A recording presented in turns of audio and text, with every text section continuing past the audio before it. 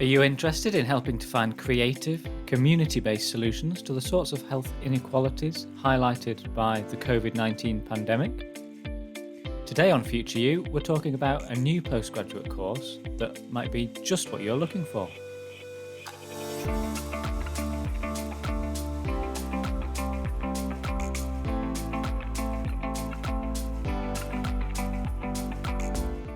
Welcome back to Future You from Graduate Careers Experts Prospects, here to help you achieve your career goals. I'm Dan Mason, and on this episode I'm speaking to Helen Chatterjee, Professor of Biology at UCL, about a brand new postgraduate course starting this year. Billed as the first of its kind in the world, the Masters in Creative Health brings research, policy and practice together to focus on the impact that the arts and culture can have on health and well-being. So if you're considering postgraduate study and have an interest in how we improve public health outcomes across society, this could be right up your street. So don't make any decisions about your career plans until you've heard the details from Helen, coming right up now. Hi everyone, I'm Helen Chatterjee. I'm a Professor of Biology at UCL and I'm the Programme Director for our new MASc in Creative Health.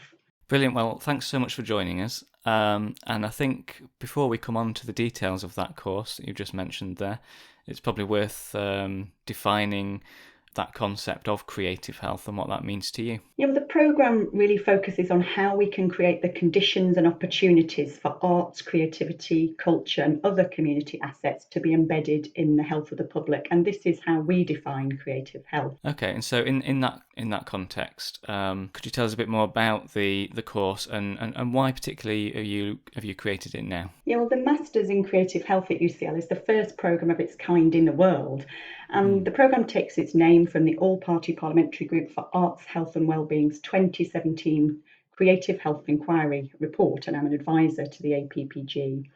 And this report contains over 1,000 references to an amazing array of arts-based projects, programmes, research studies and reports, showcasing the significant contribution that arts and creative engagement makes to health and wellbeing. And that report makes 10 recommendations. And so our Masters in Creative Health is a direct response to recommendation 8, which is to create more education and training opportunities dedicated to the contribution of arts to health and wellbeing. And just to add to that, you mentioned it's the first of its kind in the world. Why do you think that is? Why do you think this is sort of a new concept that's come up now and it hasn't been sort of looked at before? Yeah, well, I think that report from 2017 has had a really significant impact at multiple levels. So at a practical and professional level, people have been working around arts, creativity and community-based approaches to health for many years. You know, for over 30 years, really, we've seen examples, for example, of arts on prescription and different sorts of ways that arts and community organisations have connected with health and social care. But I think the publication of that report and the impact of it has been really significant, particularly at sort of policy levels around health, social care and community approaches to health. So I think a better understanding of how being more engaged in communities, particularly around arts and creativity, can have a significant impact, both on preventative and remedial aspects of health and indeed social care. So I think it's really timely now to think about what sorts of training do we need to support this burgeoning area of practice. And then more recently, we've seen a big increase in what we call social prescribing, which is the referral by healthcare professionals to sources of non-clinical support in communities. And as I mentioned, we've seen arts on prescription around for over 30 years. And that's a really big change within the NHS. So now anybody, any healthcare professional can refer somebody, a GP, a practice nurse, a social worker can refer someone to this more social community-based source of support to tackle health problems. And that's really only just got off the ground in the last year or so as the NHS have endorsed social prescribing through their universal care plan. So I think it's really timely that we think about then the training and support that we need to support community practice around social prescribing and community-based interventions in health, with a focus on arts and creativity. Now, I know that something you really want to emphasise with this course are the partnerships at community and national level. Could you talk a bit about those and why it's important to take that approach with this? Yeah, well, that's I guess the core of the program really is essentially the community-based links. So it's really important that we bring that in to the program at all levels. So we're doing that in multiple ways. Firstly, we've got lots and lots of different community partners. Some of them are really local partners, local to us here in London, both Bloomsbury and then UCL East eventually, when near the Queen Elizabeth Olympic Park, where the Masters will move to in a couple of years. And that includes things like city farms, local play organisations, local artists and arts collectives, as well as things like museums and galleries, libraries, parks and green spaces, but also then through to working with some larger national organisations like Arts Council England and our new National Centre for Creative Health, which is directly linked to the All-Party Parliamentary Group for Arts and Health and is a key partner for us in the Masters in Creative Health. And then we've got organisations like the Culture, Health and Wellbeing Alliance, and they're a collective, a network funded by Arts Council, and they support around 6,000 different professionals and creatives who are supporting on the front line arts, creativity and community-based approaches to health. So through those sorts of partnerships, students will get an insight into both the research that feeds into what we mean by creative health, but also those kind of very practical and professional approaches. So what do we mean practically on the ground in terms of delivering programs, activities, projects and interventions, then through to that policy level. And I think that's what's really important, is making those links between research, policy and practice. And that's really a core ethos of the programme. And we'll see that through both the taught modules and then the compulsory community-based research dissertation, which is very much led by those individual community partners who submit research proposals to us, and then we make those available to the students and support their research project with them within those community partners. And so could you just go into a bit more detail then about, and you've spoken about some of this already, but how arts and culture support good health, and in particular around helping to tackle inequalities? Yeah, it's a really good question. And I think I'm going to draw here on the Creative Health Inquiry report, because that has three key messages that really sums up how we know that arts, creativity, and I would include in that wider community approaches. So, for example, engaging in parks and green spaces. And we know that they can keep us well, aid recovery, and support longer lives better lived. And by that, we essentially might mean by being more cognitively, physically and psychologically engaged in our communities. And we know that through research, studies have shown that the arts, creativity and communities can help meet major challenges facing health and social care. So issues around ageing, long-term and complex conditions, loneliness and mental health.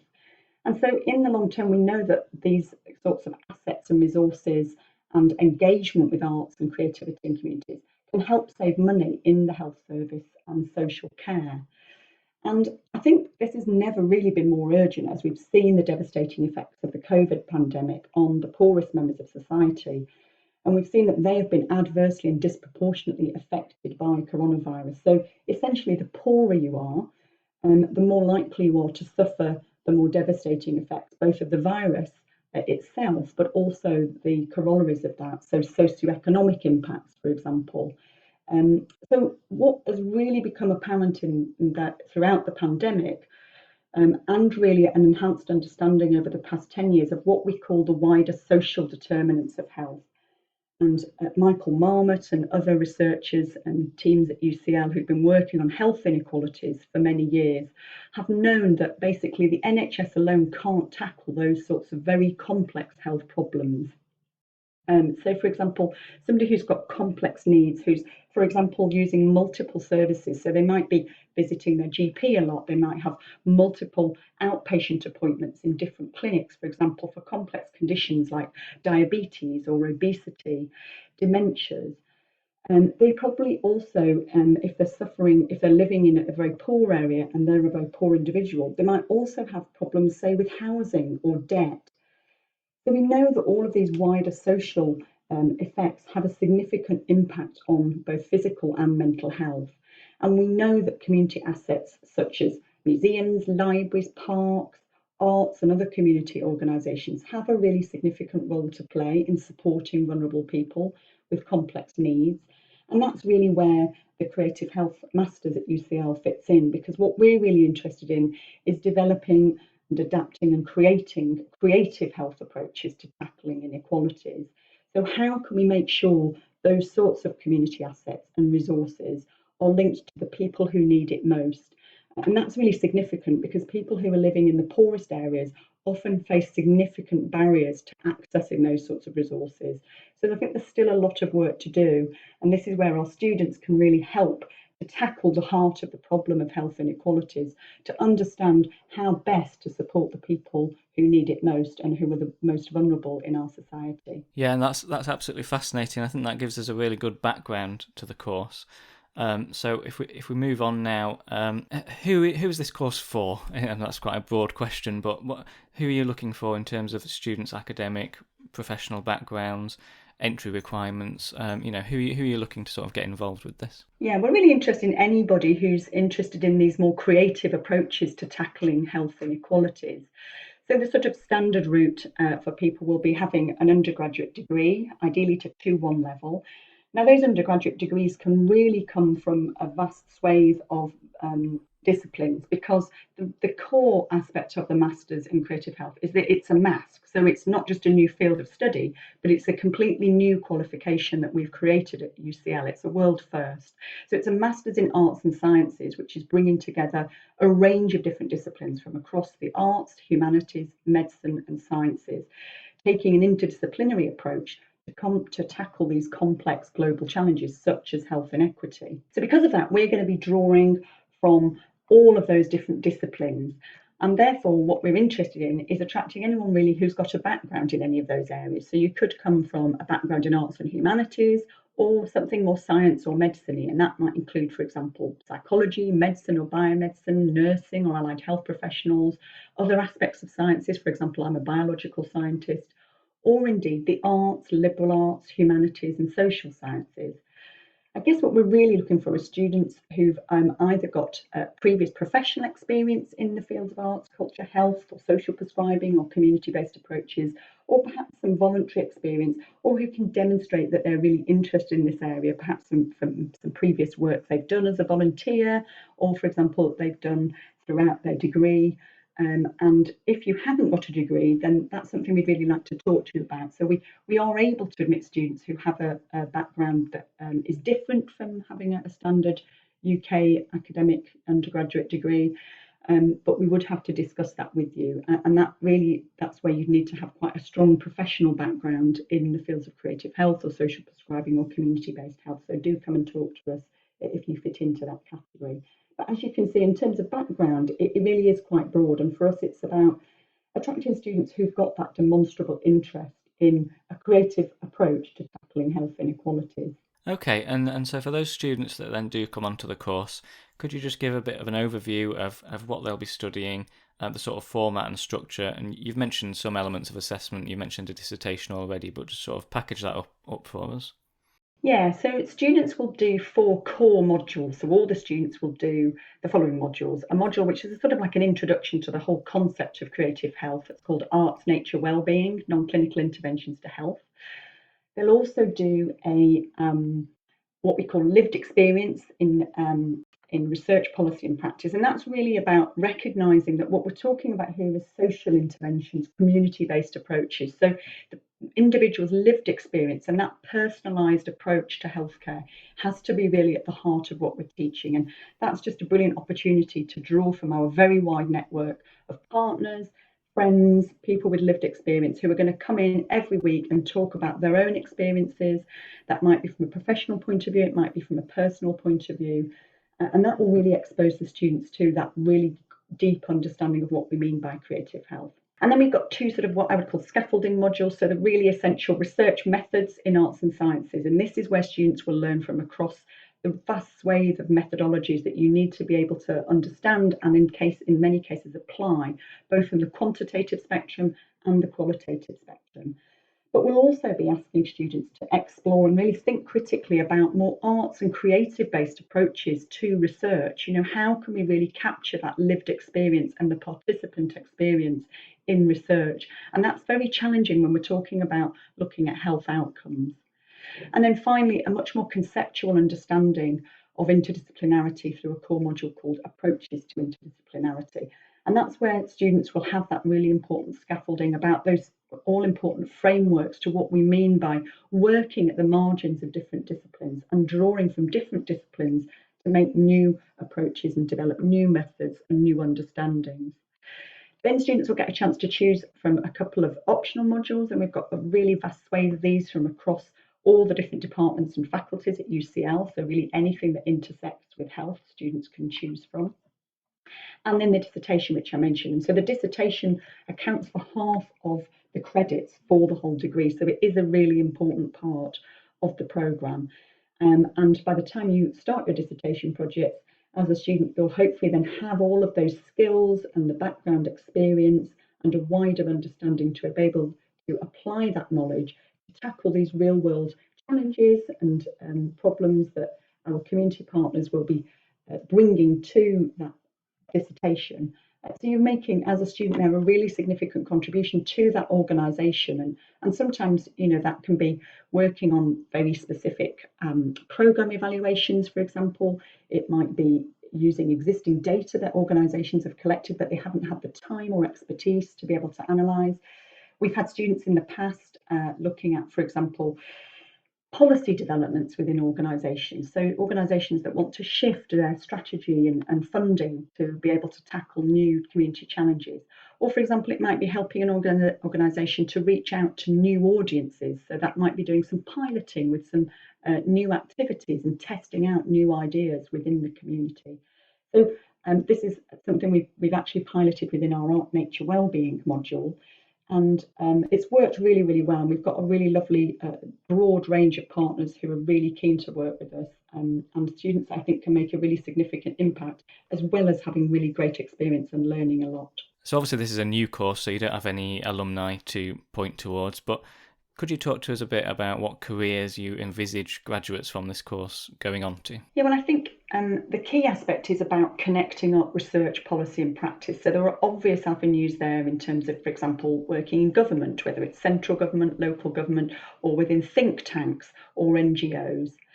And if you're interested in research, there's a real need to grow the evidence base. And this has never been timelier as we've seen these new initiatives like social prescribing open up routes to make arts and creativity more accessible. But we still need the evidence base to substantiate that and to really understand what works. And I guess finally, if you're interested in a job in health or social care or in social prescribing, the NHS has recruited over 1,000 link workers. They're the people who support and help navigate towards sources of support in the community. They're committed to employing another over 4,000 link workers over the next few years. So there's opportunities there. Also, of course, across the arts, culture and creative sectors. So within those sectors and across other community organisations, we're seeing increased availability of posts that are really dedicated to that more community wellbeing approach, tackling those issues about connecting people up.